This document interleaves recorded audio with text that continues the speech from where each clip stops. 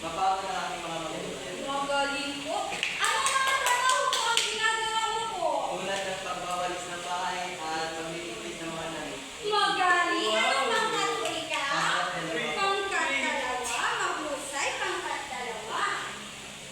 Ang mga larawan na ito ay isa ang mga kaugalian ng mga Sambuangueño. Kagaya niyo po, ang mga sinabi niyo po ay isa din po mga halimbawa na kaugalian. Naintindihan po ba? Magaling. Ngayon ay magtungo naman tayo sa iba pang mga larawan. Ano po ulit ang mga larawan na ito? Paniniwala ko. Paniniwala, tumpa. Ngayon po ay aalamin natin kung ano nga po ba ang paniniwala. Paniniwala ay tumutukoy sa mga ideya o konseptong tinatanggap ng isang tao o grupo bilang totoo o makatotohanan. Kaya naman po, Paniniwala ay tumutukoy sa mga ideya o konseptong tinatanggap ng isang tao o grupo bilang totoo o makatotohanan. naintindihan niyo po ba? Opo. May mga paniniwala din po ba kayong sinusunod, mga bata? Opo. Ano-ano po ito? Sige po. Ito para sa amin ang teacher, yung bawal ang maligo tuwing Martes sa Biyernes po, teacher. Alam mo po ba kung bakit? Hindi ko alam, teacher, pero pinagbabawalan ko kami maligo tuwing Opo. Martes. So, isa rin po iyan sa paniniwala na mga Zamboangueño. Meron ka po ba? Sige po, Aliana. Ang pagbawalis po sa gabi ay pinagbabawalan.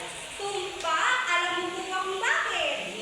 So, ang pagwawalis daw po sa gabi, ito daw po ay parang inaalis po natin ang swerte sa ating tahanan. So, meron pa po ba? Sige po. Ang pagputol po ng buko, teacher. Opo. Bakit po kaya? Hindi ko po alam. Hindi po natin alam. Sige po. Paggabi lang po, teacher, bawal magputo ng buko. Oo. Sinabi lang po na gabi. Oo.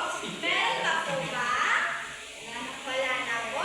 Alam niyo rin po ba ang paniniwala kapag may nahulog na kubyertos? Ang ibig sabihin po yun ay may darating na bisita. Alam niyo yung trial? Ano po kaya nagre-representa sa kutsara? Babae!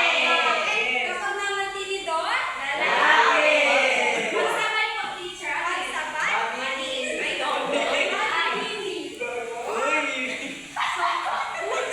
Mahusay mga bata, ang mga nabanggit niyo po ay mga example po na paniniwala sa Zamboanga City.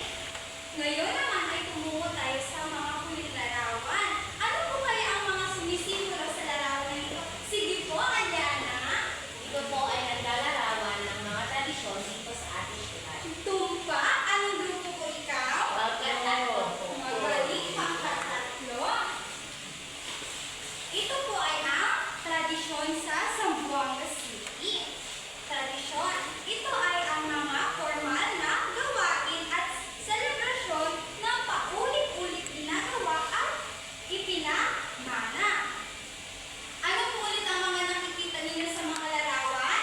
Tradisyon po. Gaya na lamang ng ano po? Sige po, yung street dance po, teacher, ginaganap tuwing October 12. Ano po kaya ang meron sa October 12? Sige po. Magaling, anong pangkat po? Pangkat Dalawa, mahusay pangkat dalawa. Bakit kaya ginaganap ang mga street dance na ito? Alam niyo po ba? Sige po, Precious. Teacher, siguro para magbigay po kayo sa ating mahal na magaling, Precious. Kayo po ba ay may mga tradisyon din po kang sinusunod? Opo, teacher. Ano-ano po ito?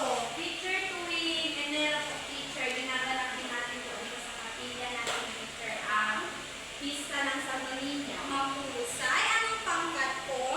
Isa po, teacher. Magaling, pangkat isa. Ano pa po ang mga nakikita ninyo sa larawan? Yan, teacher. O, sayaw yan ang isa. Muslim.